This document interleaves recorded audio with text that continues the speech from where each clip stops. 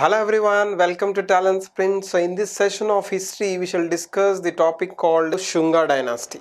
So moving on to Shunga Dynasty. So first Shunga Dynasty, after the Mauryan Empire, the last Mauryan king was Brihadratha Maurya. He was defeated by a person called Pushyamitra Shunga and he established the famous Shunga Dynasty, and it has ruled from 185 to 75 BC.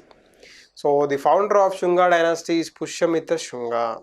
Okay, the last ruler was Brihadratha Maurya and he was defeated by Pushyamitra Shunga, ending the Mauryan Empire. Okay, and he was the first Brahmin king. Okay, the first Shudra king was Mahapadmananda and the first Brahmin king was Pushyamitra Shunga, and a very famous person during Pushyamitra Shunga was Patanjali. He was the courtier of or the Raj Purohit of Pushyamitra Shunga. Okay, and he has written a books called Yoga Sutra and Mahabhashya.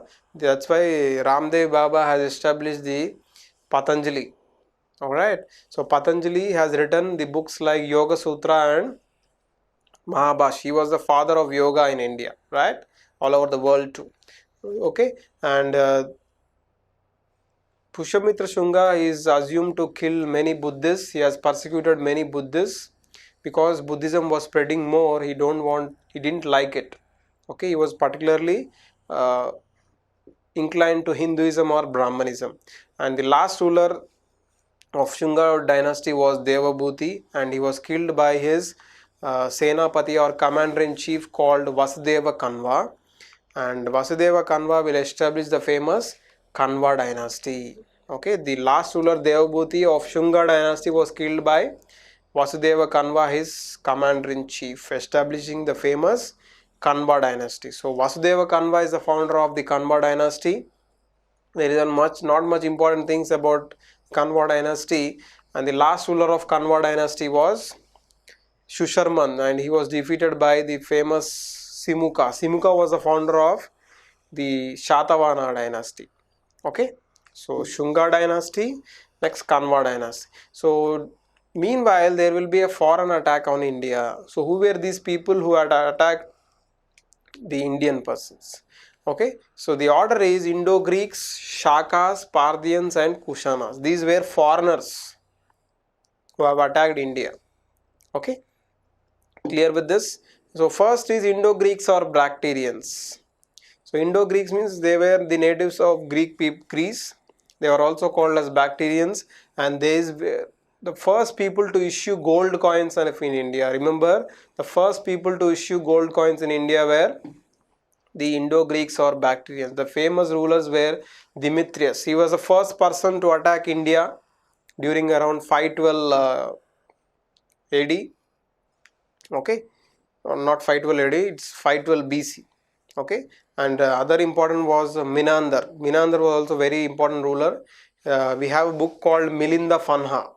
He will get converted into Buddhism because of Acharya Nagarjuna. Okay, so the conversation between Acharya Nagarjuna and Menander was written in Milinda Fanha. Okay, so moving on to the next people, that is Shakas. Okay, Shaka's ruler, the famous ruler was Rudraman I. He was a very famous ruler, and he not only conquered Sindh, and he was also conquered the Gujarat, Konkan coast, now Goga, all these Malwa Plateau, Madhya Pradesh, or these Kathiawar in the western side of India. All these places were conquered by the Shakas. The most famous ruler was Rudraman I. The next is Parthians.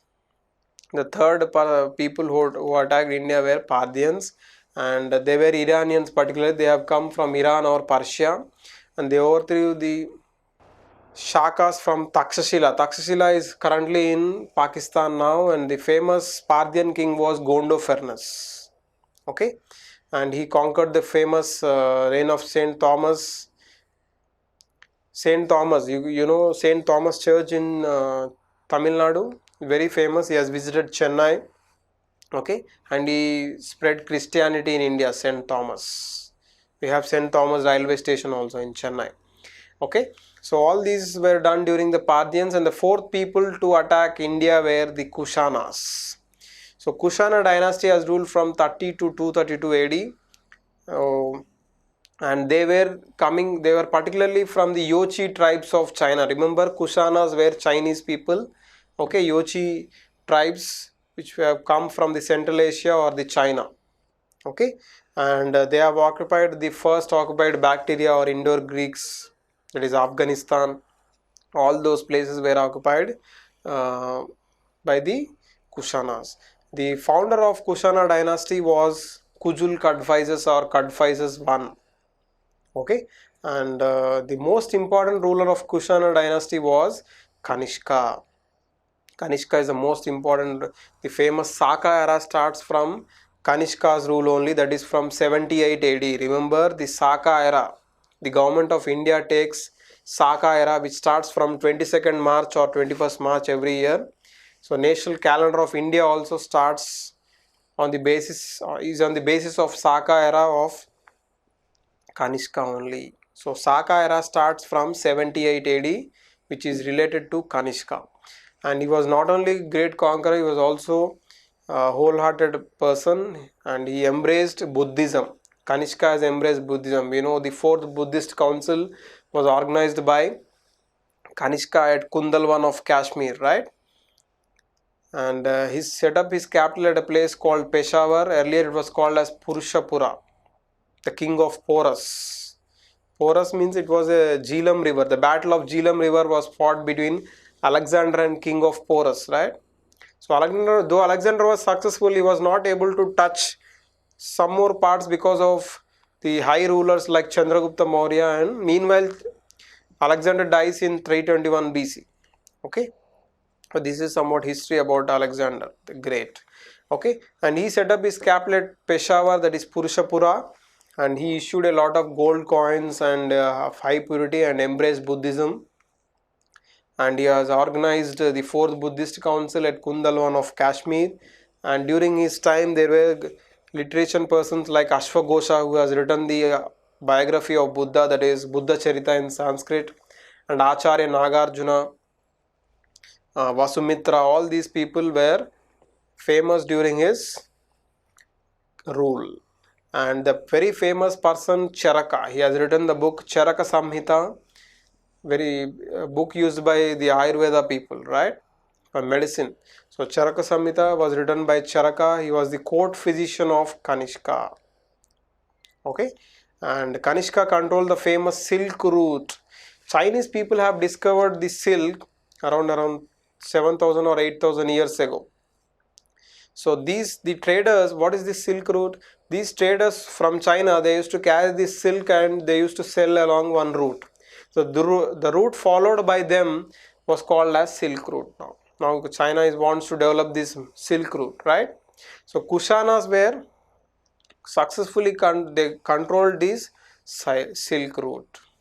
Okay, and the last important ruler was Vasudeva, who was a worshipper of Shiva. Okay, and Buddhist schools of art during Kanishka. The famous two arts were Gandhara School of Art and Mathura School of Art. Later Amaravati School of Art was later developed. So first style, Gandhara School of Art is Indo-Greek style. It is very copied style. Okay, copied from Indo-Greek style. And Mathura School of Art, Mathura is a place in Uttar Pradesh, right? It is an Indian style of art. The next Amaravati is also Indian style. And the material used in Gandhara School of Art is grey sandstone. How to remember? GG. Gandhara School of Art, grey sandstone. Next is red sandstone used in Mathura School of Art, and marble is used in Amaravati School of Art. If you go to Amaravati, you will see the marble statue of Buddha like that. And the design or details are very detailed or very godly in manner for Gandhara School of Art, not much in Mathura School of Art, the medium in the Amaravati School of Art. These are the basic differences between the schools of art. So hope you have learned enough things in this topic. We shall meet in the next sessions. Thank you.